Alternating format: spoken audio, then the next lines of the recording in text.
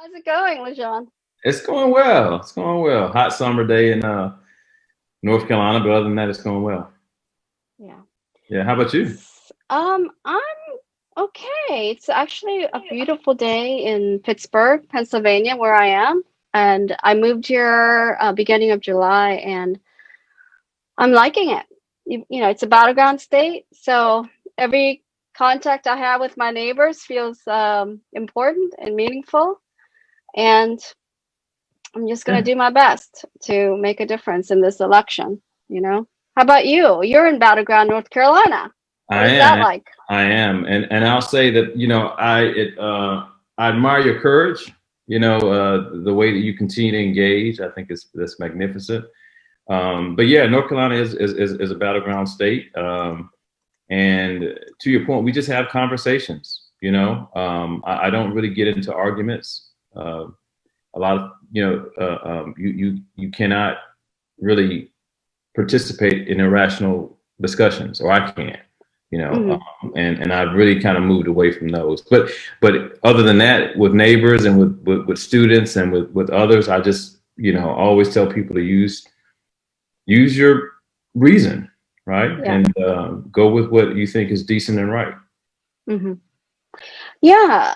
So right now, I mean, I talked to you, I think, a couple of months ago, Hmm. and we talked a bit about the pandemic, but right now, we're dealing with total insanity and chaos. And yeah, so I'm curious about how you're dealing with it because um,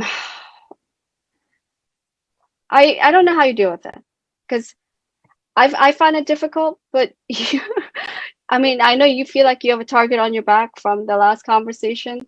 Like, what? How do you deal with this insanity? Well, I mean, I would say first, the first thing I always remember is that I am a human being of Mhm. Earth. Right. So just because we're in the U.S. and because there is this kind of organized artificial chaos in some ways, some of it is artificial, not all of it.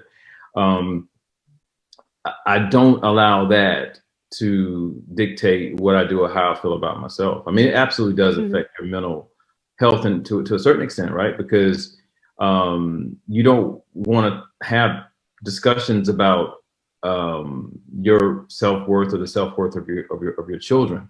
I've Hmm. never ever in my life felt inferior to anybody. That is Hmm. anathema to me. And so I don't have any issues with that. But I do know that it is disturbing um, for me to have conversations with my children or with even friends about um, just meanness and racism and just this denigration of Right. reason, right? I mean, So, yeah. how do you talk to your children and family about this? I mean, A lot. it's hard for me to imagine it because, Yeah, a lot of it's language. yeah.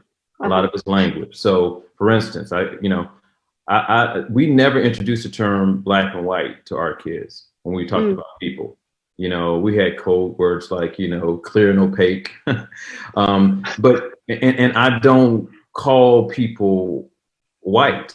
Hmm. You're Caucasian and no black. You're African American. That's my personal opinion. Some people do, and the reason I don't is because I think that what we see a lot of are,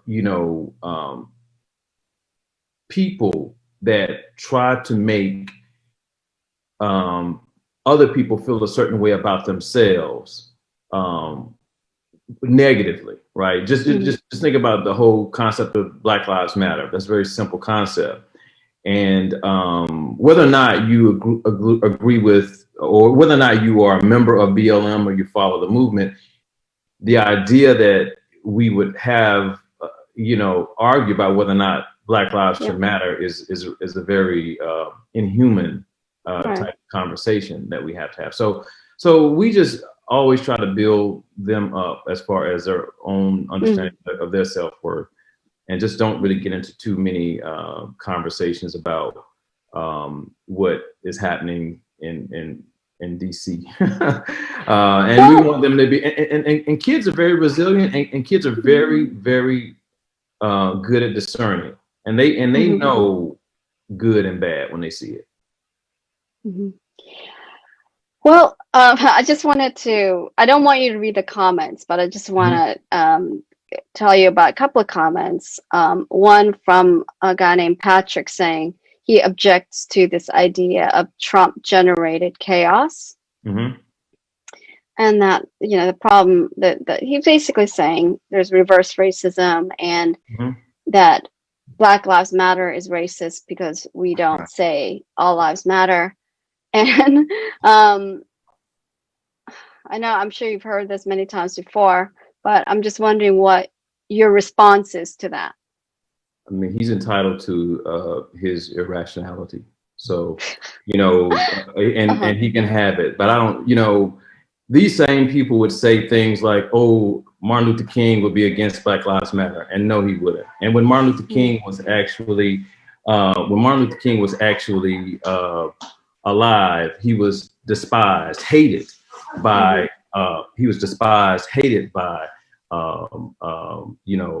Caucasian people. These same people say, well, you should follow what he does or what he did. But those are the same people that, you know, encourage people to sick dogs on him. So so the idea that we cannot, you know, argue with people that are just trying to deflect. Okay, we have to talk to people who are really serious. So I don't waste time on people who are not serious, who don't really care about Black people. These people who make these comments don't care about Black people. So why? They don't care about anybody, really, honestly. So. Yeah, I mean, I for me, I think, you know, I want to kind of give people benefit of doubt to, in some cases, because they just don't realize, because they've never experienced it themselves. They don't know what it's like when they're looked at or treated as being without any value, you know, treated like less than human, like, because they don't have that personal experience. They just kind of assume that no one else has that experience, you know? So I feel like there are people who fit into that category. So I don't know. I mean, I think that I don't know this person who made that comment, but it's possible that he himself can't imagine it because he's never experienced it.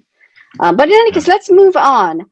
I want to ask you a question that I struggle with, which is like, I feel there's so much gaslighting from the Trump campaign and the Republicans. And I know historically the Black community has been subjected to so much gaslighting over the years, right? So it's almost like you have to be aware of these two realities. There's like the reality that's been constructed by the mainstream, and then there's like the lived reality.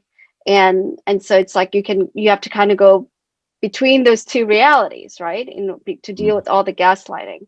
And I think for some of us, we're just learning to do that because there's so much gaslighting to survive. Like, we have to create a kind of sanity bubble and like talk to people who help us stay sane. So it's like, it's almost like we're speaking two different languages almost. I'm just wondering, like, does that seem right to you? I mean, do you know what I'm saying there? Give me an example of the specific type of gaslighting that you're referring to. Then maybe I could. Yeah. I mean, the gaslighting, which is blaming the people who are getting killed by police brutality. Okay. Saying it's their fault. Right. Blaming people who got shot by Kyle Rittenhouse when he showed up, 17-year-old who showed up in Kenosha with assault rifles and started shooting at people and saying it's their fault for getting shot. Right. Like that kind of blaming the victim and just altering reality so much, right? That you just feel completely like disoriented. and to have people go along with it, and to even call this kid a hero Mm-hmm. for shooting at people, like that to me is like gaslighting. Yeah, well, there's a real kind of cognitive dissonance, I think, that you see among a lot of people, in the sense that, in their minds, they have always had positive interactions, if you will, with or mostly had positive interactions with these with the criminal justice system, and so for them, they want to believe that it had to be somebody else's fault. Right? It couldn't have been this officer's fault, who I, Mm-hmm. have always had positive experiences with. Right. Even though you see it with your eyes, even Yeah. though you know it, right? And so we all we can do is to continue to make it real, and really make people see what's happening. But I think that the idea that, we have to continue to try to justify our reactions is exhausting. And Mm-hmm. so for me, Annabelle, that's why I don't spend a lot of time on it, because it's Uh-huh. not worth my mental energy. You Okay. know, what you have to focus on, again, with steely resolve, are the issues, and the solutions for those issues. I mean, I'll just kind of maybe step ahead a little bit. When you talk about, the idea of reparations, Mm-hmm. that's not something that is, new. The U.S. has paid reparations in several instances. Okay. Mm-hmm. A lot of the issues that we have in the African American community, um, in particular, is because systematically, right, Mm-hmm. we have been economically robbed, whether that's redlining and really all over the U.S., but particularly in Chicago, that kept people from actually getting mortgages that would have enriched them, or whether those are, the Tulsa riots, or the Wilmington coup Massacre. in North Yeah. Carolina, Mm-hmm. and massacre, right? All Mm-hmm. these things, right? And Mm-hmm. Mm-hmm. so these are they have generational impact. Okay. And Right. whenever you say this, it's like, well, that was a long time ago. you know, you Yeah. can never win if you continue to listen to people who, again, are deflecting. So you just have to really deal with people who are going to listen, continue to put the Yeah. information in front of everyone. And if you want a recent kind of example of reparations, the Trump administration just gave over $30 billion to farmers. I mean, Mm-hmm. just because they of the trade deal that with Mm-hmm. China, that's Mm-hmm. reparations, and that's Yeah. recent. That's true. That's a really good point. Yeah. The the irony of the idea that, oh, slavery was a long time ago, so we don't need to deal with that, think about that, have reparations for that. The irony is that the same people then talk about Robert E. Lee, the Yeah. Confederate statues, they wave the Confederate flag, they talk about the Civil War. And it's like, okay, well, which is it? If you're going to say that slavery was a long time ago, why are you always talking about Civil War and Confederate flag and saying that's your heritage? I can see your children, by the way, in the I know, I background. know. It's very sweet. It's very sweet. So it's making me smile to see them. So in any case, I am also just kind of petrified that Trump may win, whether he does it legitimately or he does it by cheating, that he may win.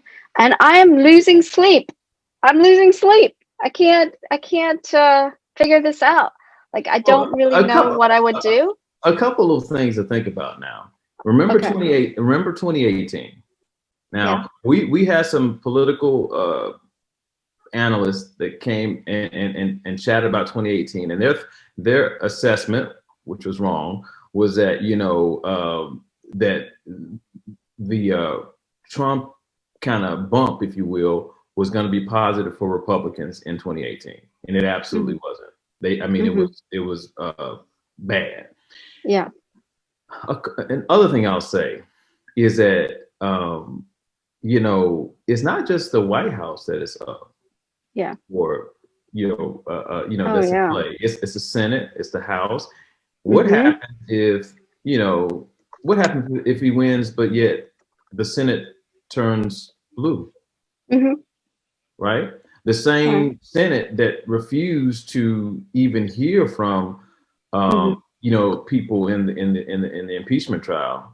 Do you think Yeah. that would happen again? Yeah. So the question really for Trump would be, would you want to be president with a Democratic House and a Democratic Senate? Mm-hmm. Yeah. I mean, so I think that those are some of the questions, and the other thing that I go back to when I have seen this with the Biden campaign. They understand that they have to be involved and you have to campaign. This idea you're going to do it via Zoom, that's not going to work. You're going to have to get out and you're going to have to outwork Trump. Yeah. You're going to have to do it. You're going to have to work. No matter what you think about Trump, he will work. He's going to get out. He's going to go everywhere. And you have to, if you're Biden, you have to be like his shadow.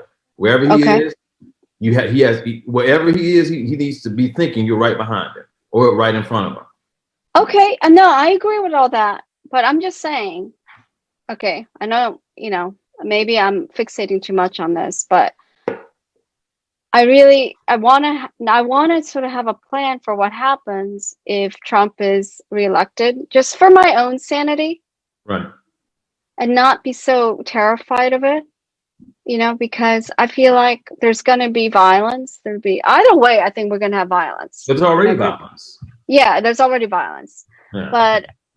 But I'm just wondering, what, I don't know. I have friends who are saying I'm going to try to leave the country. And I can't see myself going that far to leave the country, partly because no matter where I go in the world, at some point, it's affected by what happens in the United States. Right. Absolutely. I've had the privilege of taking, groups of students, really all around the world. And the U.S. has an enormous impact on, pop culture and how people really feel about, what's happening in the world in general. And so I don't believe that everybody realizes the impact that the U.S. has, to your point. Yeah. But here's what go ahead. You had a question. No. I mean, no, I'm just wondering if you grappled with this. If Trump wins. I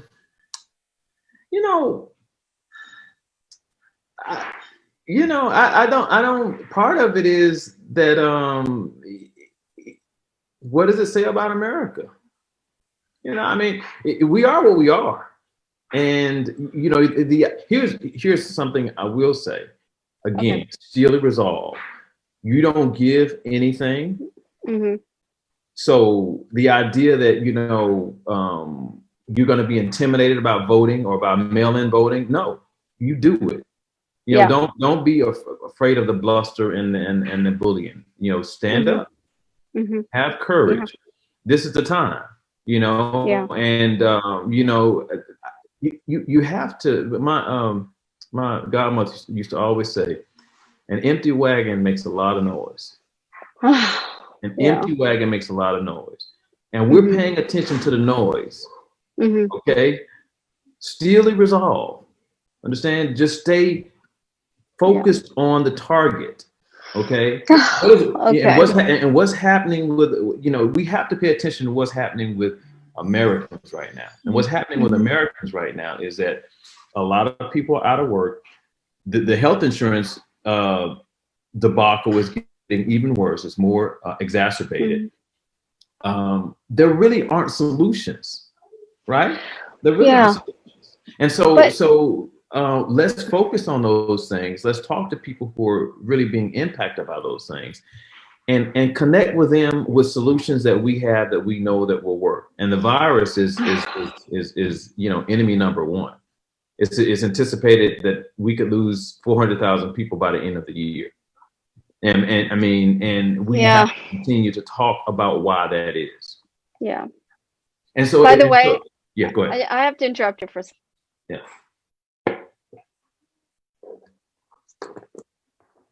Oh, you're frozen. Oh, really? Yeah, now you're back. Okay. Okay. Like seeing your children in the background is making me feel really emotional Oh, because it just makes me feel like there's so much at stake because I want the world to be better for them. right, I right. don't want them to grow up in this world like as it is. It's too scary.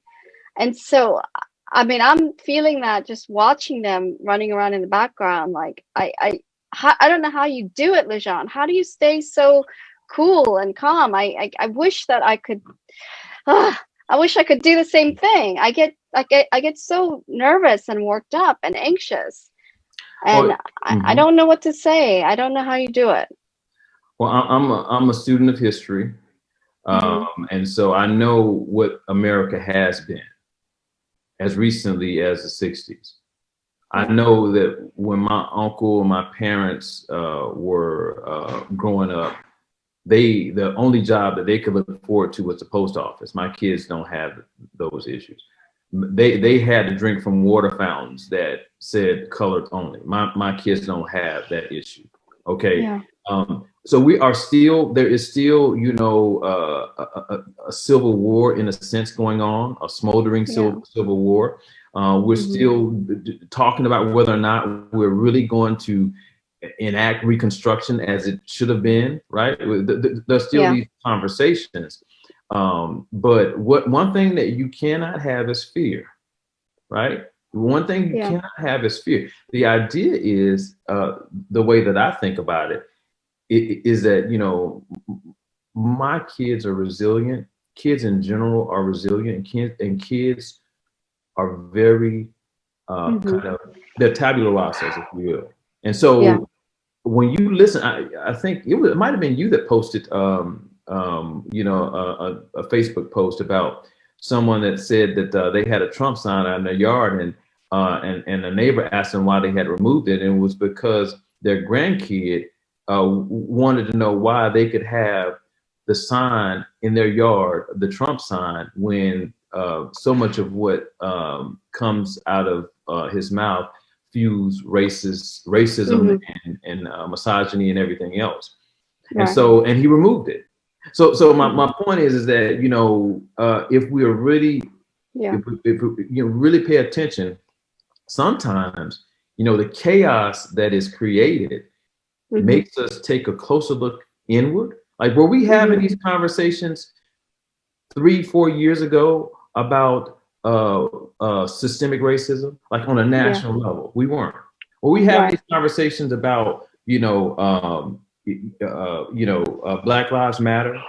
We weren't. Were we having these conversations about, you know, what we need to do to redress, you know, economic, you know, injustices through reparations? We weren't. So we're really having some of these conversations, and you know, I know there'll be people, no matter what we say, that will throw darts, you know, because that's what people do. Yeah. Well, I mean, I just, you know, I feel grateful that we're friends and I can see how you're dealing with this with so much. I'm so emotional. Oh gosh. Whew. With so much strength, and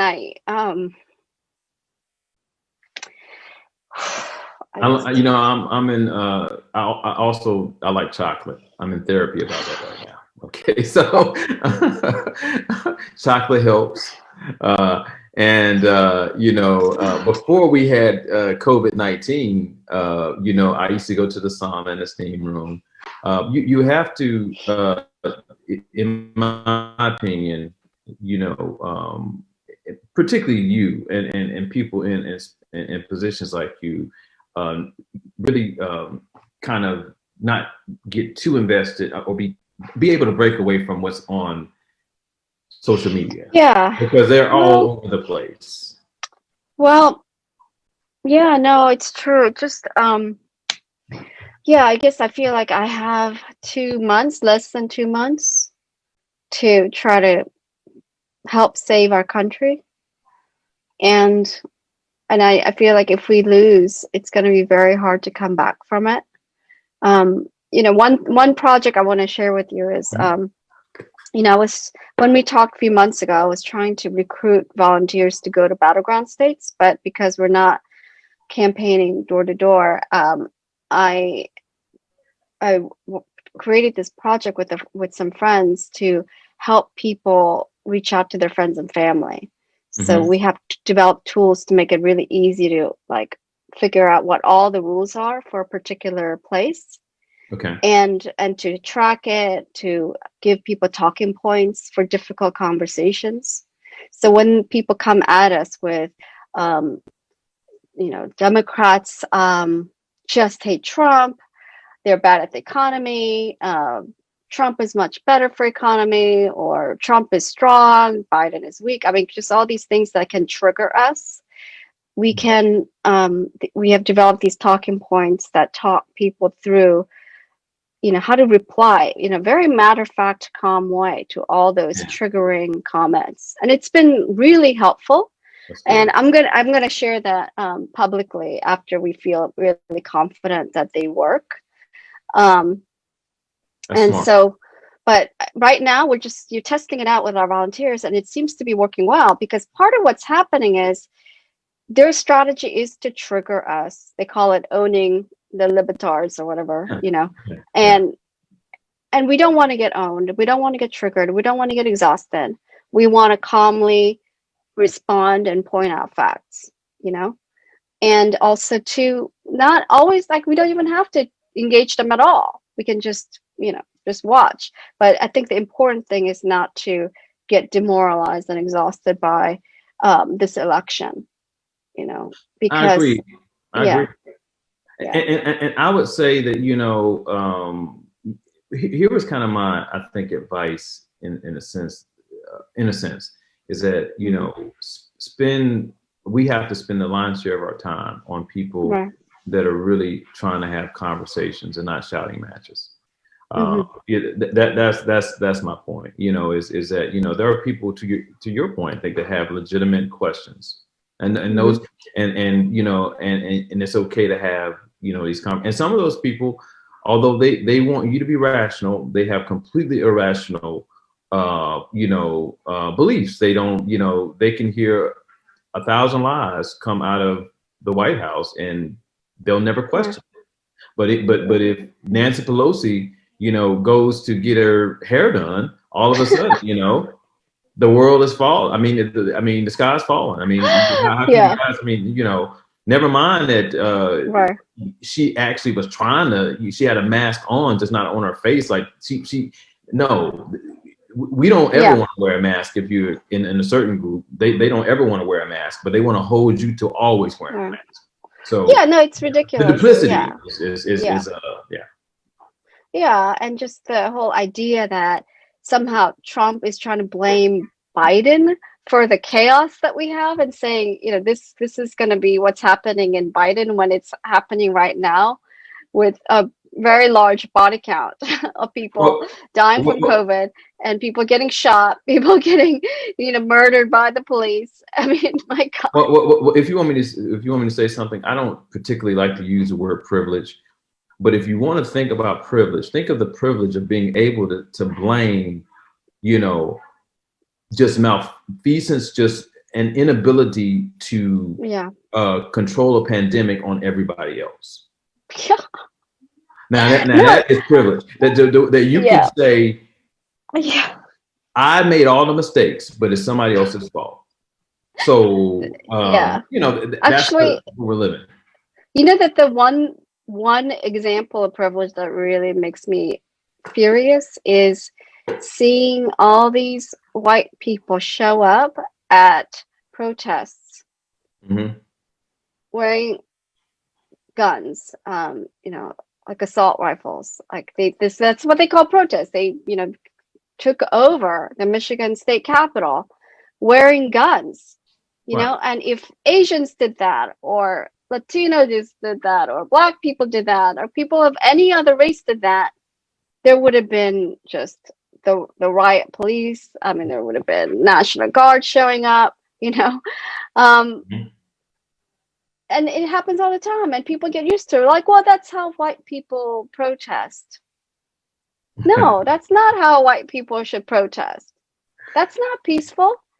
I mean, it's bullying. It's I can't even believe it's legal that people can show up with guns at protests. Anyway, I mean, it's that's the thing that really, like, to me, strikes as white privilege. Is like they're the only group that can get away with that and applauded and Well, seen as patriots. I like to always say this is America. Okay, Yeah. so this is another thing that really helps me to really have a clear-eyed view and not to be depressed. This is America. This is what's happening in America. This is, Caucasian people in America behave this way, but that doesn't mean that the world has to. It doesn't mean that it's somehow how all humans act. Okay? Oh no. So I think that some people think that, okay, this is America, and if this is happening, then everything is just no. This is a group right now, and it's not everybody, but it's certain people that behave this way, and they get away with it, and that's wrong. Like you said, it doesn't make sense. It's dangerous, but it's been happening for a very long time. Yeah. But the other thing I will say is that that is an issue, but I don't think that's a big issue. And the reason I say that is because we made a decision in the U.S. that pretty much anyone can own a gun, and and that's just the world in which we live. So we'll always be surrounded by guns, and the idea that people have them out in the open, I don't like it, but everybody has a right to do it, and so. I think that what some people want you to do is be intimidated by it, be bullied by it, Are you saying I should get a gun, LeJon? I mean, I have a gun, so Okay. I would not be in, I live in Johnson County, so enough said, yeah. So everyone has a gun? Okay. Well, I don't want to say everyone, but, but you can look up the demographics and you can look up.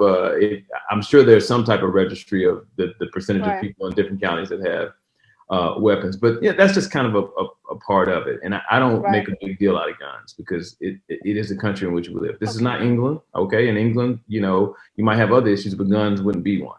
So, well, yeah, I can tell you, people in other countries think we're completely crazy because of our gun culture, But I hear you. Like that's a good response. It's a rational response, and I understand it. But I don't particularly feel like I would feel safer having a gun. But let's go back to, because we're running out of time. Because I know we both have to go on to other things. But one thing I want to get back to is there a call to action, that you want to put out there for what you think people should do right now? Mm-hmm. One, I think that you, again, have to ignore all of the noise and don't pay attention to lies. Try not to entertain the lies.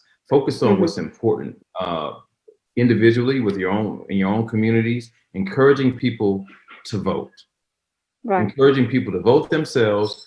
If you can vote in person, vote in person. If you can't, vote absentee or mail-in, whatever your state allows. Vote early, and excuse me. And if you have an opportunity to influence and have conversations or volunteer, then do it.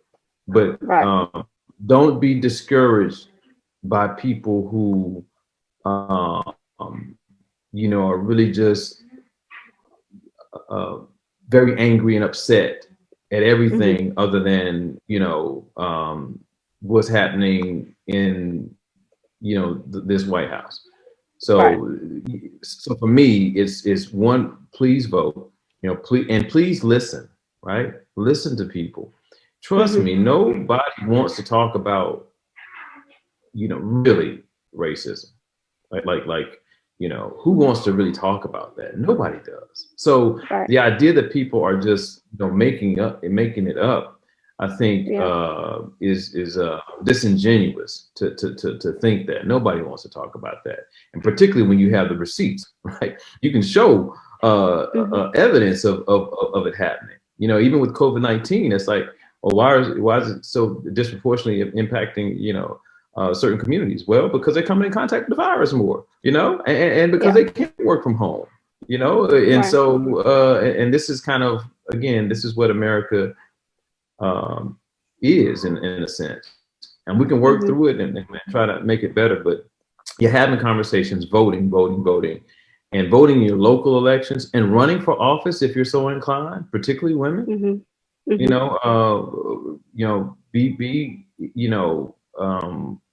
ready to, again, if you've got the bandwidth to do it, to run for office. I just wanted to respond very quickly as we say goodbye to a comment. Someone was complaining that we are blaming everything on Trump, and I just want to say I don't blame everything on Trump. I do feel like Trump was symptomatic of larger systemic failures in our society, such as income inequality and economic anxiety and corruption and all sorts of things. So I don't blame everything on Trump at all. It's just that he is adding fuel to the fire. He's escalating conflict and he's creating chaos. He's creating a lot of chaos. He's weaponizing chaos and political division in order to advance himself and attain power. And so that's the problem with Trump, is that he is just like squeezing us so that we explode. And I feel like we're headed towards an explosion if we don't all en masse participate in this election peacefully. So with that, I want to say I'm going to see you, LeJon, on Facebook, and also I hope we can do this again. I'd love to say hello to your children face to face. They look really cute, and say hello to them for me. And I would love to talk to you definitely like before the election and see how you're feeling about things. And thanks for inspiring me always. Okay, and tell Norris I said hi too. You're doing great work. Thank I will. you. I'll tell him. Okay. Okay. Good chatting with you. Bye. Bye. Okay. You've been listening to Conversations About a Way Forward from Count Me In to Win and The Talk on Main Street. To learn more, find us on Facebook at The Talk on Main Street.